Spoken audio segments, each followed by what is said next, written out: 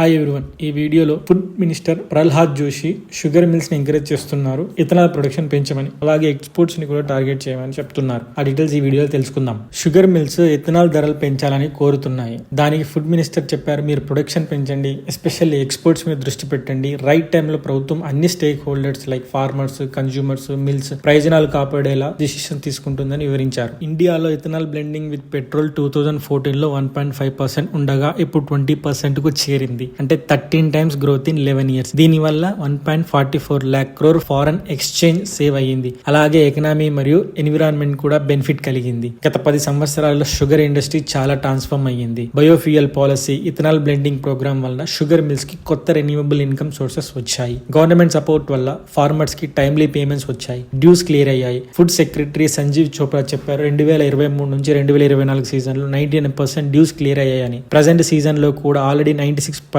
Payment చేసేసామని. Government ethanol ని diesel లో బ్లెండ్ చేయాలని ప్రయత్నిస్తుంది, కానీ ఇంకా ప్రోగ్రామ్ సక్సెస్ కాలేదు. రీసెర్చ్ అండ్ ఎక్స్పెరిమెంట్స్ జరుగుతున్నాయి. అగ్రికల్చర్ మినిస్ట్రీ ఇప్పుడు డిజిటల్ క్రాప్ సర్వీస్ చేస్తుంది. ఫిజికల్ వెరిఫికేషన్ తో వ్యాలిడేట్ చేస్తుంది. దీనివల్ల ఫ్యూచర్ లో క్రాప్ ప్రొడక్షన్ ఎస్టిమేషన్ మరింత అక్యురేట్ అవుతాయని భావిస్తున్నారు. చోప్రా గారు అన్నారు, వీట్ స్టాక్స్ లో 3 million tons ఆక్షన్ కు March 31, 2026 వరకు క్లియరెన్స్ వచ్చింది. ఇండియా ఇథనాల్ ప్రొడక్షన్ లో మ్యాసివ్ ప్రోగ్రెస్ చేసింది. ఫార్మర్స్ కి టైమ్లీ ఇన్కమ్ వస్తుంది. ఫైనల్లీ షుగర్ సెక్టర్ డైవర్సిఫై అవుతుంది, కానీ గవర్నమెంట్ ఇంకా డీజిల్ బ్లెండింగ్ అండ్ ఎక్స్పోర్ట్స్ మీద ఎక్కువ ఫోకస్ పెడుతుంది.